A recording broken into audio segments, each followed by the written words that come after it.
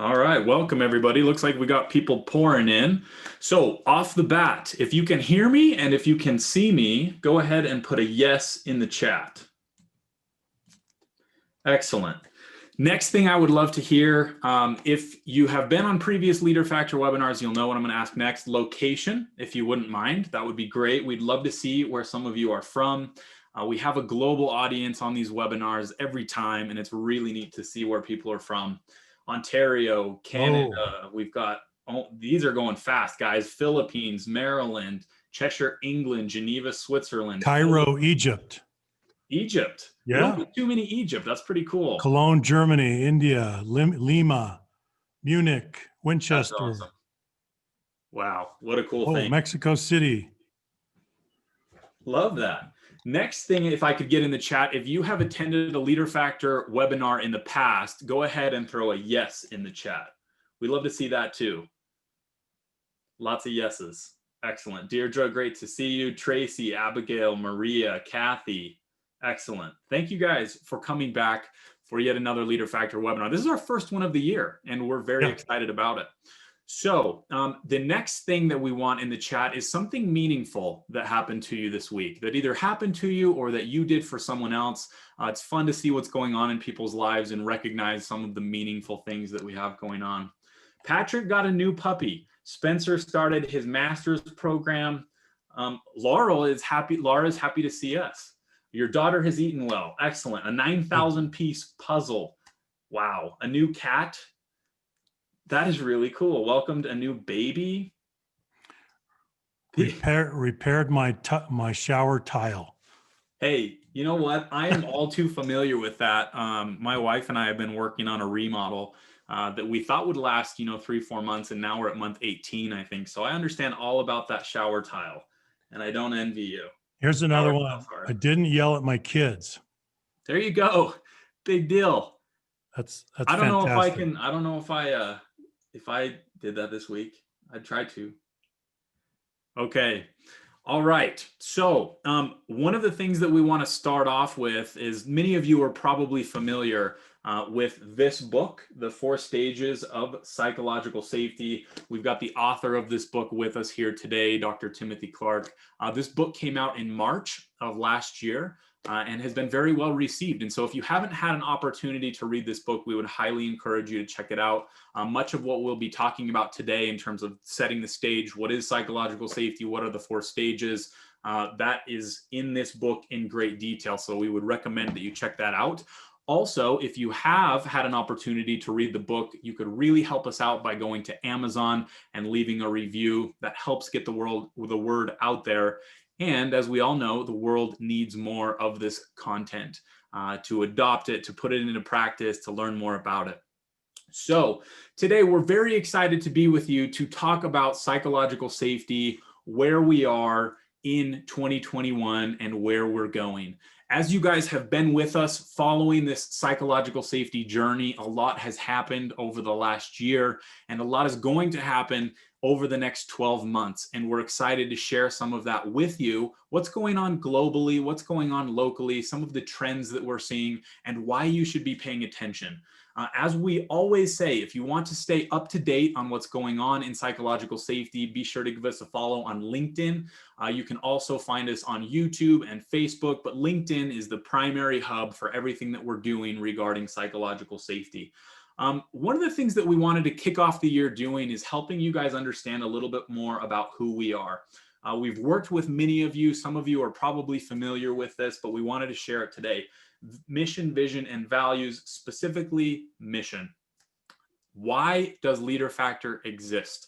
We are here to influence the world for good at scale. You can see the mission, vision, values on your screen. And these are our professed values, and we hope that there are de facto values as well. We work every day to make sure that these things are congruent. And you are here to help us with that. We've seen incredible reach through this global audience, and we appreciate you being here. All of the attendees that are here today are here because you value people. That's what psychological safety is all about. It's about humans and human interaction. So thank you for taking an hour to be with us. With that, I will go ahead and introduce Tim. Oh, Junior, you had a You had someone reach out to you. Buenos dias from Miami. Buenos dias. Mucho gusto. I hope Yep. that you guys are doing well in Miami and in all of the Latin American countries. Hablo un poquito de español, así que no practico mucho, pero hablo un poquito. So, we can go into Spanish, Tim, you want to do the whole webinar in Spanish? I can't do it in Spanish. I could do part of it in Korean. That's the only language I know other than English, but not Spanish. Hey, Korean's pretty good. So, Tim, in addition to Korean, Tim is the CEO and founder of Leader Factor. He's an Oxford-trained social scientist and has been doing research and instrument design in this space for several decades. He is a thought leader in psychological safety and emotional intelligence, change management. He's a Fulbright and British research scholar. And we're very fortunate to have him with us today. He's the author, as I mentioned, of the 4 Stages of Psychological Safety. Give it a read if you haven't. And if you have read 4 Stages, go ahead and check out some of Tim's other books. There's a lot of good stuff out there. So with that, Tim, I will go ahead and turn it over to you and we'll get going. Let's jump into this, everybody. We are over 1,000 people on this webinar from all over the world. And I want to begin this way.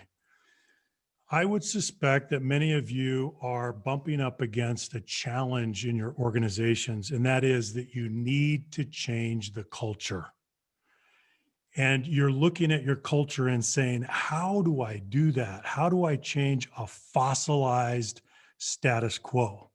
The fossilization of culture is a concept that we study on the academic side of organizational culture. So how many of you are facing this dilemma? Go ahead and put it in the chat. You face a fossilized status quo and you're asking yourself, what can we do? How can we break this down, especially in this pandemic environment?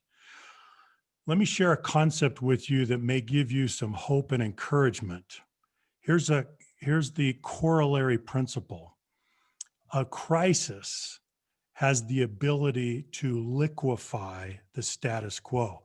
Now, we don't welcome a crisis, right? We don't love crises per se, but it has this unique ability to liquefy the status quo, to put us into a state of disequilibrium, to put us into a fluid state. What's the benefit of that? What is the benefit of liquefying the status quo? Put it in the chat. What do you think? We'll see. Change, building anew, progress, right. Reshape, flexible. It forces change, movement. These are great answers, guys. So Eric. this pandemic environment is actually an enabling condition that will allow you to accelerate the pace of organizational and cultural change. That's something that you need to understand. We all need to understand this. So the contextual understanding of a crisis, we have the ability to move faster, right? And we want to take advantage of that ability. So I just want to set the stage because yes, we're still in this pandemic environment worldwide, and it's been really hard on all of us and all of our people. It's taken a massive toll, but we have to understand that there is an opportunity within that calamity. And so I just want to point that out. Okay, we're going to go to a polling question. Has the overall level of psychological safety in your organization increased or decreased during the COVID-19 pandemic? Let's pull that down, Junior. Got it. And let's have you answer this, please. Okay. We should get a lot of responses today, so I'm excited about these polls. Yeah. And this first one, I think you guys are going to find pretty interesting. It may not be what you think. So I'll go ahead and give this just a couple more seconds. The poll should be on your screen. All right, I'm going to close this out here pretty soon. 3, 2, 1. Let's take a look. All right, I'm going to go ahead and share the results. Wow. Pretty interesting. Yeah. Okay. So for those of you who said that it increased, go ahead and put in the chat why. Let's hear some comments about why psychological safety in your organization increased during. That's very encouraging. It is. It is. 52% say it's gone up. Yep. We're talking about it. That's really interesting, Yeah. right? Certainly a motivator to talk about it. Felipe says just awareness. So Yeah. we're getting some awareness comments in the chat. It's opened up discussions, the demand to pull together and connect. Higher Everyone, empathy overall. I think that that's true. I've seen that in my interactions, right? I'm with people all over the world every day, and I think it's been kind of neat to peek into people's lives, and people are at home, and so I think in many ways it's encouraged some of that. Yeah. More reassurance, more connectedness to whole self, whole life. That holistic idea of a worker is something we'll talk about today, and I think We're that that's very true. definitely going to get into that. Okay. Fantastic. Let's go to the next question. Okay. And while I'm going to the next question, if you guys, why did it decrease? Yeah. For those of you who said that it decreased, go ahead and put that in the chat. I'm going to stop this share and I'm going to go to the next one. Is increasing psychological safety a current priority in your organization for 2021? That's the next question. So it's up or down, yes or no? While you guys are answering this one, I'll go back to some of the comments in the chat. The people who were checked out, dropped out, lack of trust in leadership, burnout, uncertainty, changing norms, Yeah. opportunistic layoffs. That's interesting. Job security is more a concern, absent leadership. Really interesting to see how different organizations and different leaders responded to the same stimulus. And it was pretty close to half and half. Yeah. Half went up, half went down, Yeah. which is absolutely fascinating, especially with this global audience, right? Sure is. So I'm going to go ahead and close this out and I will share the results. Okay. There we go. There we go. Okay. That's So interesting, right? yeah, 3 out of 4 of you are saying it's a priority in 2021. Okay. So that gives us a baseline, right? We have some baseline to understand and it's global. So we have kind of a global perspective. Yeah. And I Okay. would also say if we asked another question and we said, is increasing psychological safety a current priority for you? I think we'd probably get 99% yes, right? So we can pretty much all agree this is something that's important and this is why we're here. So I'll Yeah. go ahead and take that off your screen. Okay. Here's the last question. Using a scale from 1 to 10, how would you rate the overall level of psychological safety in your organization today? So we're going to give you a 10-point scale and let's see what the distribution curve looks like. All 1 right. is low and 10 is high. Yep. So I'm going to go ahead and launch this one. How would you rate the overall level of psychological safety in your organization today? Okay. 1 is low, meaning that it's poor. 10 is high, meaning that we have tremendous amount of psychological safety. Yeah. This is interesting. And again, as we're looking at these results, everyone, remember that we're a global audience. And so we have a tendency to think locally about our geography, but back up and understand we've got people all over the place answering these questions. So I'm going to go ahead and end this one. Yep. Share the results. And there we go. Okay. So take a look at that distribution curve. That's fascinating. Yeah. Right. So what's our overall finding here, folks? So if you look at the distribution curve, it's almost a bell-shaped normal distribution curve, but it's skewing a little bit to the right, just a little bit, thankfully, right? Just a little bit. But you can see that we have a lot of opportunity. This really is an imperative for organizations around the world, is that we have got to shift the culture. We've got to transform the culture and we've got to bring more psychological safety back into the organization. Okay, so let me just show you the overall agenda today. Why the exploding demand for psychological safety? And then we're going to go through 6 trends. And I won't slog through all of those right now. We're just going to go through all one by one. So let's get right into it. Why the exploding demand? Well, let's begin with what is psychological safety. We can define the concept in 5 words: an environment of rewarded vulnerability. And that may be some definition that you may want to commit to memory. It's an environment of rewarded vulnerability. We need vulnerability. We need to protect vulnerability for many, many reasons. So let me give you a few, and these are the big ones. So the biggest ones are that we need vulnerability in order to create an incubator or a sanctuary of inclusion. So we need it for inclusion, we need it for retention, and we need it for innovation. So we keep coming back to psychological safety as the core metric and core concept of culture. It's unavoidable. You can put everything else in place, but if the psychological safety is not there at the core, then we're still not healthy, we're still not vibrant, we're still not where we need to be in terms of meeting the needs of human beings. So that is why all roads take us back to psychological safety. Let's talk about psychological safety as the backbone of DEI. Now, in order to explain this, we need to go through the 4 stages. And some of you, probably most of you, have not gone through the 4 stages framework. So let me walk you through it very briefly. Psychological safety is a function of respect and permission, which you see here on the vertical and the horizontal axes. The first stage of psychological safety is inclusion safety. Inclusion safety means that you feel included, accepted, and a sense of belonging.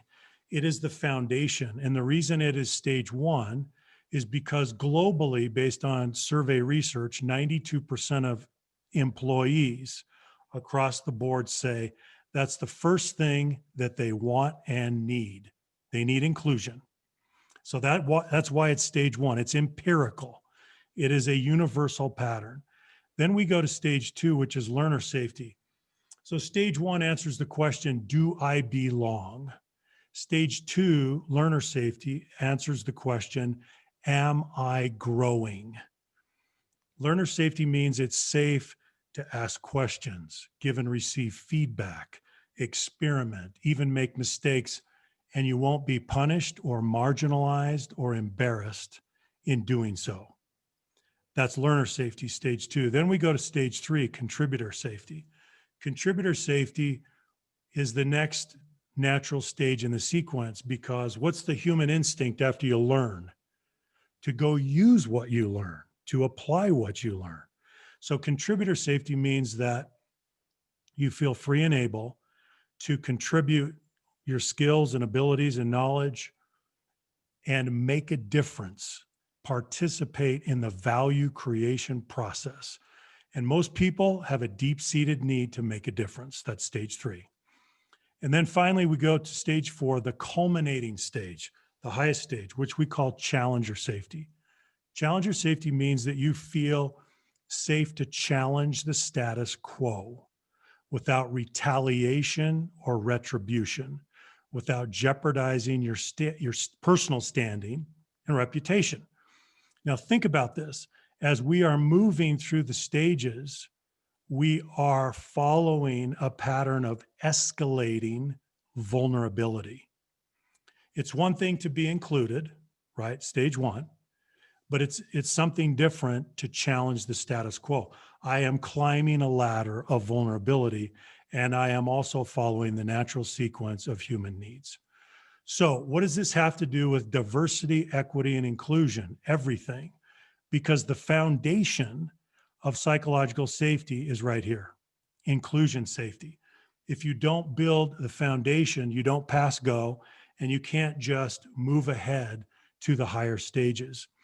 So that first stage of inclusion safety is the foundation. It is delicate, it is dynamic, and the work is never done. So that is a brief overview of the 4 stages of psychological safety. Now, let's keep going. Let's talk about inclusion safety just a little bit more for those of you who are pursuing diversity, equity, and inclusion initiatives. Here's the definition for stage 1, inclusion safety. Inclusion safety satisfies the basic human need to be included, accepted, and belong. It means it's not expensive to be yourself. You are accepted for who you are, including your unique attributes and defining characteristics. In order to create stage one inclusion safety in an organization, you must apply this principle. Worth precedes worthiness. We have to apply a worth test to each other, right, in the organization, on the team, whatever the social collective is, in order to maintain inclusion safety. If you apply a worthiness principle, you cannot create and sustain inclusion safety, because what you're saying is based on whatever criteria, whether it's performance or gender or age or religion or ethnicity, you're not worthy. So therefore, you're not entitled to inclusion safety. What we're saying is that stage one inclusion safety is not earned, it is owed. Let me give you a personal example. So when I was a boy, I grew up in southern Colorado among the Navajo. The Navajo, as you may know, represent the second largest Native American tribe next to the Cherokee. I grew up with the Navajo as a boy. My father was a teacher among the Navajo. And in my childhood, the Navajo, they gave us inclusion safety. They accepted us. They welcomed us into their society.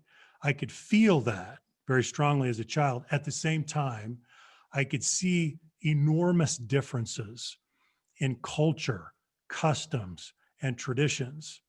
So inclusion safety does not neutralize or remove differences. It acknowledges and appreciates those differences based on a worth principle, not a worthiness principle. So I hope that helps you for those of you who are still struggling with stage one inclusion safety. Part of the trouble that we have in organizations or as human beings is that we tend to govern ourselves based on junk theories of superiority. I'm superior based on this factor, right? Let me give you some factors that we use. Look at all these factors.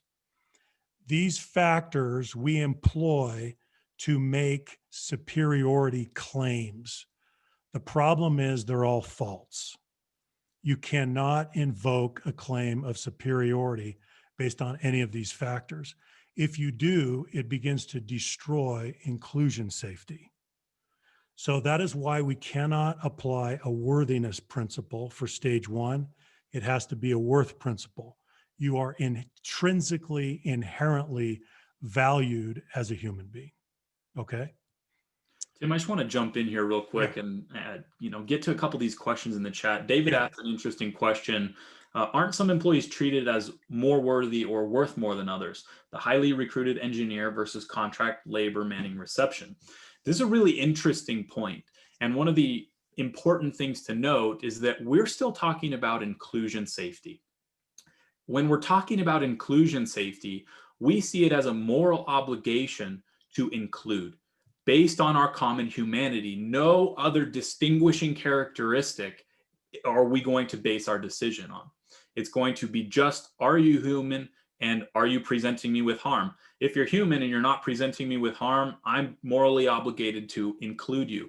But that does not absolve us of the worthiness conversation down the road when we're talking about performance. Sure. And we may get to that, but that's an important distinction to make. We're not saying that everyone can contribute the same amount in any context and in any environment. That's not true. Of course, we have skills, we have hard skills, and we need to deliver value for the organization. But that's a conversation that we have down the road in stage 3. And we can talk a little bit more about that. Just wanted to clarify, David, because that's a great question. And I've seen that come up in the chat. That's right. Worthiness tests will come. Yeah. But not in stage one. Stage one is to create a sanctuary of inclusion based on a worth principle. And then we go to the domain of performance and worthiness as we move to higher levels, higher stages, right? Okay, let's talk about trend 2, government legislation and regulation. And we have to talk about Australia and Canada because they are leading the way. So for you Aussies out there and for you Canadians, we love you. And you are leading the way. You're the vanguard, right? Yeah. So let's just summarize what's been happening. So in Canada, for example, and back in 2013, Canada introduced the national standard for psychological health and safety. Um, the first one in the world like this. Now, it's a voluntary standard, and it was meant to be kind of a starting point. And so you have to self-regulate based on the standard. Why are they putting the standard? Why did they put the standard in place? Well, 21% of working Canadians suffer mental health problems and illnesses.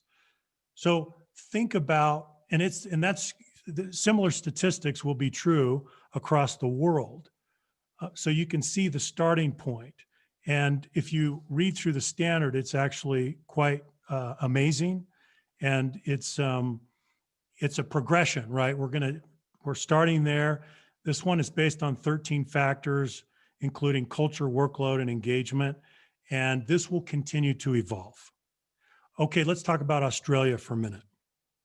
Australia in 2011 published the Model Work Health and Safety, Act. It consists of the Act, the regulations, and the codes of practice. And then it has to be accepted or approved by each jurisdiction, whether you're in a state or a province, right? The goal of the work health and safety law has been to provide a nationally consistent framework and standard of health and safety protection for Australian workers. Now, again, it's similar with the Canadian regulation. Health is now defined in a holistic way. It is both physical and psychological. And so hazard categories are defined as environmental and organizational. And I'm going to get to that when we talk about safety. So what we're seeing now is the integration of the concept of health and safety. It is now becoming holistic, right? So we're off to a good start. We've got some things going. For example, with the Australian law, they keep passing amendments. They passed amendments in 2019, so this is ongoing. It's an evolution. But I thought it would be interesting to just discuss what these two nations are doing. And I think we're going to see similar activity in other countries around the world. So that's just a little overview. And Tim, I want to call out our friends in the UK as well. Yeah. I think their standard, you guys are going to have to help me in the chat, but their new standard, what is it, 45003? It's probably in the chat somewhere, but that's going to be coming soon. Let me see if anyone's answered this already. But we're seeing this more and more, and it's not going to go away, right? No. Yeah. There it is. July. Yeah, 45003. And we're gonna keep track of that, right? That ISO standard. So fantastic, and thanks for your input. We've got to stay abreast of what's going on worldwide. We're going to see much more activity in this category as we move through this decade. This is the decade of culture, is it not? Okay, trend 4, a holistic approach to workplace wellness. Let's talk about workplace wellness, for example. If safety is about prevention, then we would say wellness is about promotion, programming, and resources. So what do we do in wellness? Wellness is now becoming this holistic, integrated concept. And what we did here is we simply tried to synthesize many of the very common programs and initiatives that we see in wellness. So let me ask you, let's just put a question to everybody out there. Do you have a formal wellness program in your organization, or are you planning to start one? That's number one. Okay. Is it integrated? Is it holistic? Okay. Okay, now I'm going to ask you a tougher question. What is the hardest thing about pursuing wellness in your experience so far? What is the hardest thing? What is the biggest barrier or obstacle? We've got remote working in there, and don't worry about trend three. We're going to talk about that. How has the pandemic affected all of this? It Yeah. certainly has. But we're getting a lot of remote working in here. Old school leadership, cost, work-life balance demands, balance, people knowing what's available to them. That simple piece of education is often underdone, just letting people know what is available to them. Stigma and perception, Mhm. not believing in the importance, competitiveness, admitting vulnerability, using 1900s principles. That's a A good lot one. of us have a common experience there, especially when we're looking at these archaic ways of doing things, these patterns and trends that have seeped into the 21st century. Yeah. Yeah. Stuck in past practices. Control and command. Yeah. These are good comments, guys. Yeah. Fantastic. Fantastic. Okay. 5, workplace safety. Now, let's realize that workplace wellness and workplace safety are connected, but they represent two different efforts that have evolved over time. So let's think about this. So we're going to link the two, okay? But let me just mention, so early in my career, I was a plant manager in a large manufacturing plant. I had 3,000 employees, had 500 managers, and then another 2,500 workers. We looked at safety. Safety was a religion, and we preached it every day. But the traditional approach to safety was environmental, which you see on the left. And we have the 4 traditional categories of hazard. So we had biological hazards, chemical hazards, ergonomic hazards, and physical hazards. That was the world of safety that we knew. And that was the world of safety that had evolved from the Industrial Revolution. What has changed? Much has changed because we have now brought in a new category of hazard that we now call organizational and psychosocial hazard. These are things that can cause mental and or emotional harm. So what are we talking about? We're talking about things like the demands of your job, the control that you have over your job, sources of support, role clarity, organizational change management, recognition and reward. So this is a newly adopted category of hazard that we traditionally have not acknowledged. So I want you to think about this. So for those of you for whom safety is a priority, have you adopted the organizational psychosocial category of hazard? Are you doing this? Are you taking an integrated approach? Okay. Say, Nancy says we're in the 4th industrial revolution. The changes are huge. They are. They are huge. Okay. I also want to call out for our LinkedIn Live audience, anybody who's joining us outside Zoom, go ahead and feel free to respond in the chat as well. We're monitoring that too. Yeah. Yeah. Okay. Fantastic. Okay. Now I'm going to ask you another question. What is the relationship between psychological safety and physical safety? How does psychological safety enhance or increase your ability to create a safer physical environment? What's the connection? Do you see the connection? Okay. What if you're in a traditional command and control environment, fear and intimidation environment, maybe even a toxic environment? How does that affect your ability to do continuous improvement for physical safety? We're getting a lot of comments in here about speaking up, right? Yes. And of course, that's definitely the first place we're going to go. I think it's really interesting, Tim, to your point about command and control. Guys, what do we do if I raise my hand and I say, hey, I think there's a problem here. We've got a real issue, and I get slapped on the wrist for it. What am I going to do the next time I see something? The next time I see a problem, Mhm. am I going to bring it up? Probably not. right? So this takes us back to the studies on psychological safety that have been done with healthcare clinical teams. Yep. Now, many of you know the findings from these studies. Let me just repeat the question. If you're working as a member of a healthcare clinical team, you may be a doctor, you may be a nurse, you may be a therapist, whatever your role is. If you make a mistake and you're on a team with low psychological safety, what do you do? What are you tempted to do? Right? Psychological safety is low. There we go. We're going to hide it.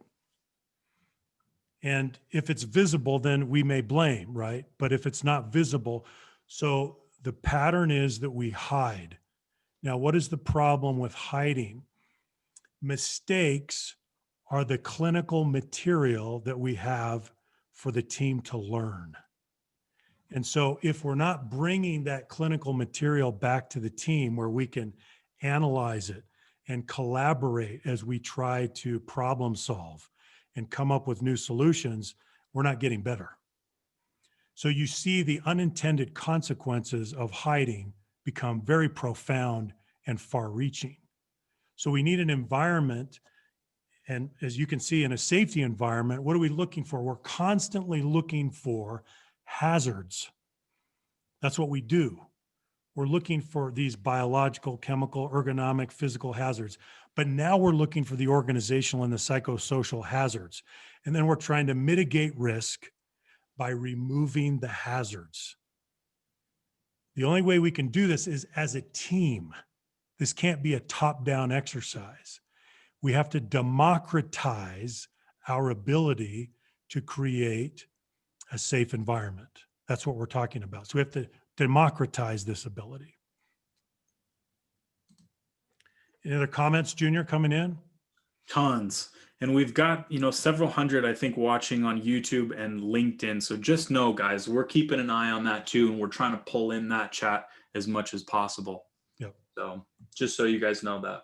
Okay, fantastic. Let's just talk about one more implication. Think about this. An emotionally bruised worker, and that's what low psychological safety does, creates a cognitively impaired worker. Think about that relationship.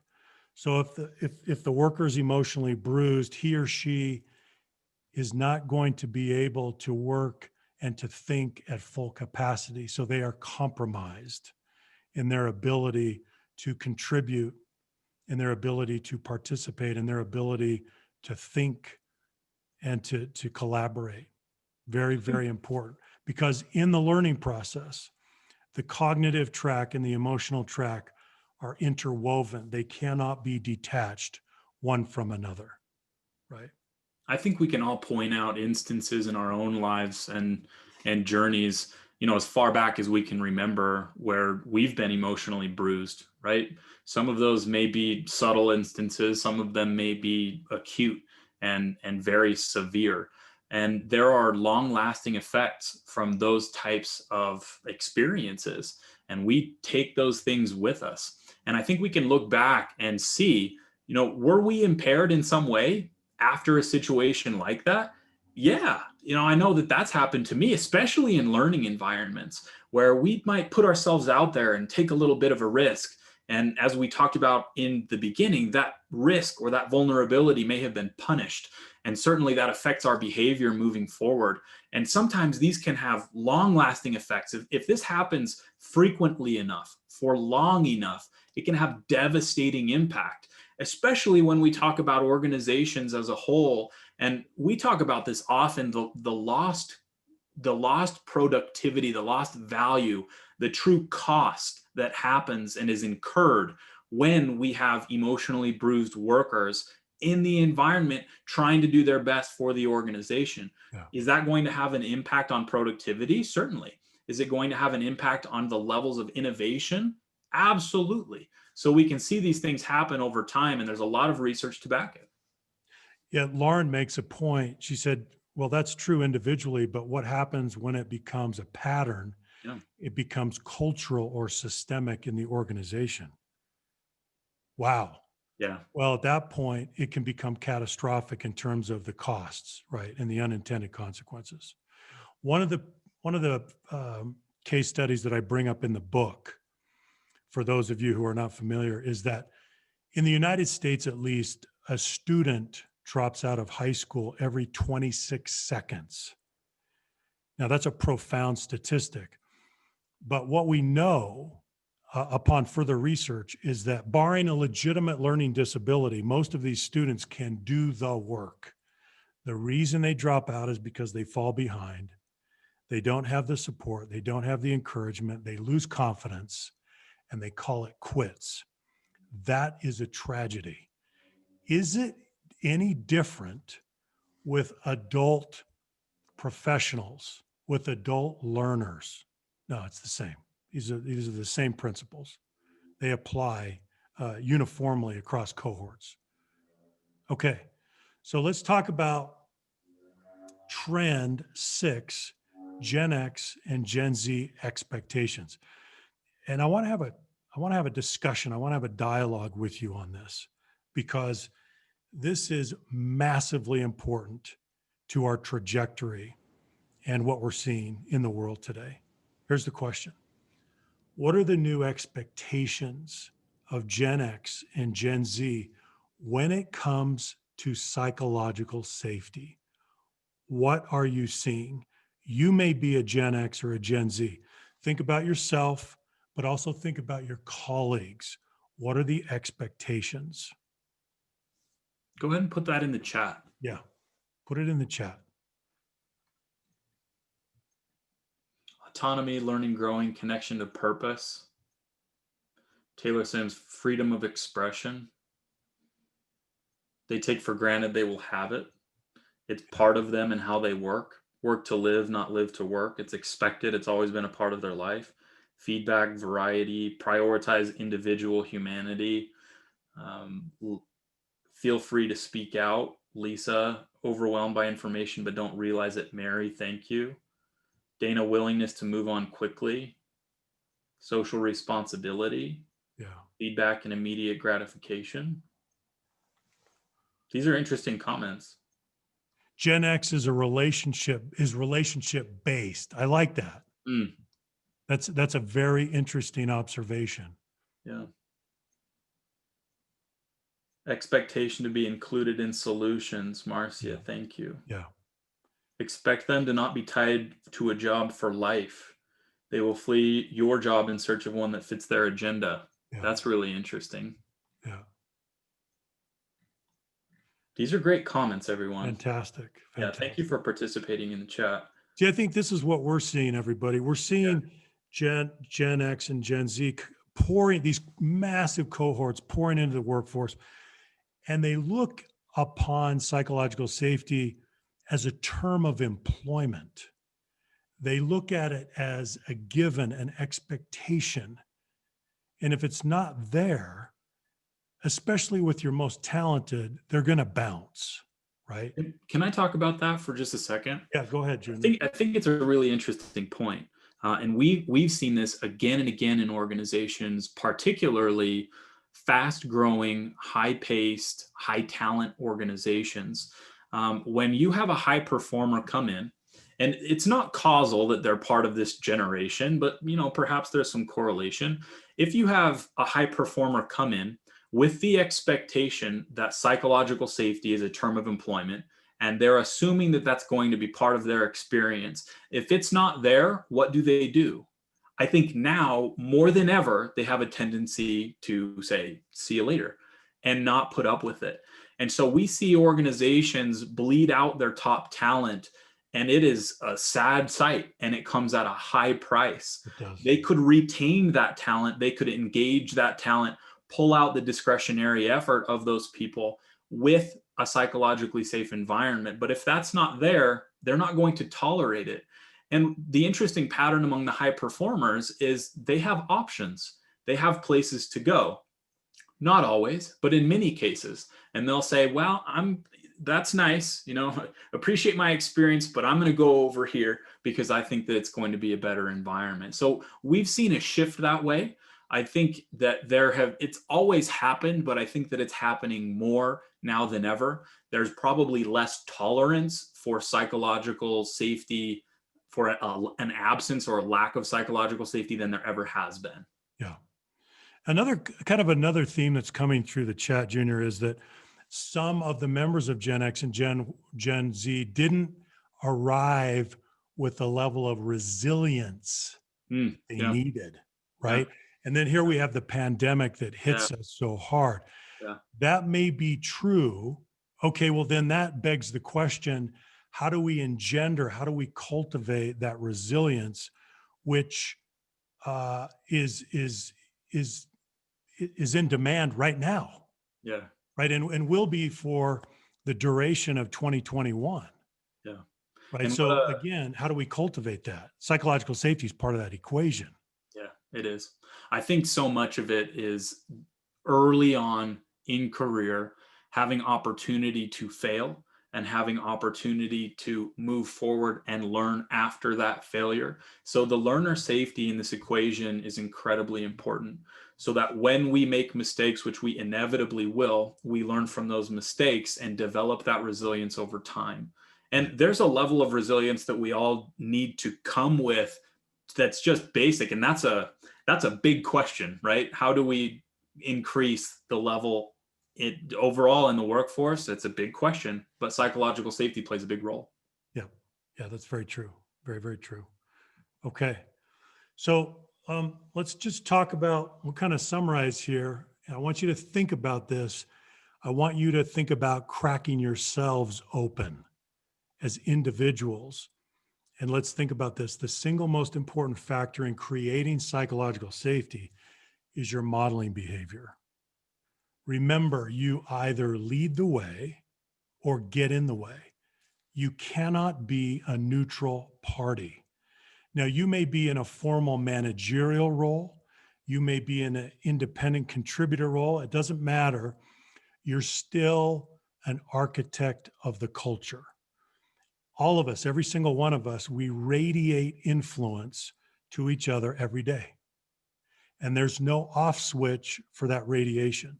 So the switch is always on, the influence is always working. The only question is, what is the nature of the influence, right? Are we nurturing psychological safety or are we not? That's really the question. So, psychological safety, we really need to begin at the individual level with some self reflection. And it does come down to behaviors. And then, of course, the attitudes and the beliefs that drive those behaviors. But we have to think about our behavioral patterns. Do we have bias? Do we have prejudice? Yes, we do. Humans drip with bias. A bias is a preference. Some biases are positive, some are negative. For example, I love Korean cuisine. That's a bias. That's a great bias. And if you were with me, I would take you out and we'd have some Korean barbecue. But I may have some negative biases as well, right? Some are conscious, some are unconscious. And so we need to solicit feedback. We really need to do some self introspection, some reflection at an individual level. And then we go from there. Junior, any comments on that? Yeah, this is one of the most important things that we're going to talk about today. When we're talking about psychological safety, I don't know if it's a tendency, but it's very easy for us to point fingers and say, this boss or this person or my team or this environment or this country or whatever the context might be is psychologically unsafe, and this is the problem and this is what other people need to do. If we all can take some ownership for the level of psychological safety in our immediate environment, man, we can make a big difference. And we need to. And behaviorally, there are some very simple things that we can do to improve psychological safety across all of the 4 stages. We've got a couple of our team members monitoring the chat. So Ben, if you'll throw a link to the behavioral guide in the chat, that's a free resource that I'd like to share with you that has probably close to 150 practical behaviors that you can look at to improve psych safety in each of the 4 stages. It could be something like weigh in last at a meeting, leave your phone in your office. Very simple things that we can do, and you're welcome to share this with others as well. We found this to be very helpful with our team and our clients and the work that we do, and want to make that available to you. So Ben will put a link to that in the chat, and we'll also make sure that that goes out in the recording. We'll make this recording, this entire session will be available to you for free, of course, in a post webinar email that we'll send out that will have links to some of these resources. So it's something that I've been doing recently. I mean, I'm a manager like many of you. I manage a team, and it's helped so much to have open conversation and dialogue about these behaviors. And it's made me reflect and say, what am I doing regarding, inclusion? What am I doing in learner safety? When we talk about emotionally bruised learners, am I the one doing any bruising? Certainly it's happened to me, but am I doing it? And so flipping it and looking at it through that lens, I think, can be very beneficial to all of us as we have these conversations about psychological safety. Yeah. There's one other trend I want to talk about, Junior, for just a minute. And this is Yeah. absolutely fascinating. We are starting to see the beginnings of a trend with HR departments where they are formally incorporating psychological safety as a selection criterion Yeah. for promotion to management. Yeah. And I want to ask you, for all of you who are with us today, is this happening in your organization yet, where it is formally being brought in? So, for example, in many organizations, how do we promote people into management? On the strength of their performance as an individual contributor, right? Yeah. That's the prevailing pattern. But to what extent are we saying, do you have a demonstrated track record of creating psychological safety for those around you? And what some organizations are doing now is they are saying, if you don't have that demonstrated track record of creating psychological safety, you are not yet eligible for promotion to management. Now think about that. Hardwiring that in as a selection criterion for promotion. We are starting to see that. That is an amazing thing. Any comments on that? We've got a lot in the chat. A lot of people saying, no, that's not a part of what we're doing, but it should Yeah. be. Yeah. I agree with that. And I had a conversation just yesterday with a higher education institution in the United States talking about this very thing. And it's something that we run into a lot. And it's something that we run into a lot with large organizations, particularly large multinationals that have been around for a while. We see that old style of leadership continue to be perpetuated. And in sales organizations, you can predict some of these environments where this happens frequently. And we're definitely seeing a shift and seeing organizations say, you know what? There's something going on here. Yeah. We're perpetuating this problem, and there's a real opportunity to look at some other criteria that we have not looked at before, because the strength of performance as an individual contributor, it's much less correlated to managerial effectiveness than we think, if it's correlated at all. It is, because the nature of your contribution shifts, right, everyone? You know this. When you're an individual contributor, you're contributing individually and directly. Yeah. You move into management and it shifts from direct to indirect contribution. If you haven't made the psychological transition from direct to indirect contribution, you're really going to struggle. You have to be able to rejoice in the success of your people. So it only makes sense, though. Otherwise, we're taking an enormous risk if we promote someone to be a leader, a formal manager, but they have not demonstrated the ability to create psychological safety. So it's just something that I wanted to bring up, because we're starting to see this. And I think we're going to see a lot of momentum behind this this shift, this incorporation of this criterion as we move through the decade, right? Junior, do you want to say anything about the 4 stages team survey? And Sure. then Yeah, we'll a wrap up. couple things I'll mention as we're wrapping up. If you're not aware, Leader Factor does a lot of work in the area of psychological safety. For those of you who are new to us, I just want to tell you what we're doing. We offer a certification in the 4 stages of psychological safety that you can use inside a corporation or as a third-party consultant. So if you want to check that out, it's on our website. I think we've got probably 10 seats left for the March training. I don't think that one's sold out yet, but those go pretty quick. For you broadly, if you have not read the book, I would highly encourage you to burn through this thing. It shouldn't take you very much time at all. It's pretty thin. So pick up a copy if you have not yet. And if you have and you liked it, go ahead and leave us a review on Amazon. We do these webinars about every 2, 3, sometimes 4 weeks. So we're doing them very regularly to keep everyone apprised what's going on in the area of psychological safety. And we pick niche topics every time. So we would encourage you to keep an eye out for the future webinars that we do. We would love to have you back. As you saw at the beginning, many attending today have been in past webinars, and we hope to continue bringing value to you. That is the primary reason we do these webinars, is to deliver value for you, to give you different things to think about, hopefully provoke a light bulb moment. And we want to keep you involved. We want to keep you aware of everything going on. And so if you want to give us a follow on LinkedIn, that's a great place to do it. That's probably the best place to do it. We'll be sending out emails to keep you aware of these things. The 4 stages team survey is a platform that Leader Factor has built to measure psychological safety based on the 4 stages. You can learn more about it on the website. It's something that you get admin access to through the certification. So something to make you aware of. I think that is just about it. And the last, Tim, go ahead. Well, I wanted to ask one question because some of you noticed that I didn't address trend 3, and I was going to wait till the end. Yeah. We're going to talk about the devastating effects of the pandemic on psychological safety. And I just wanted to do this as a question, so I thought I would drop it down to the bottom. So here's the question.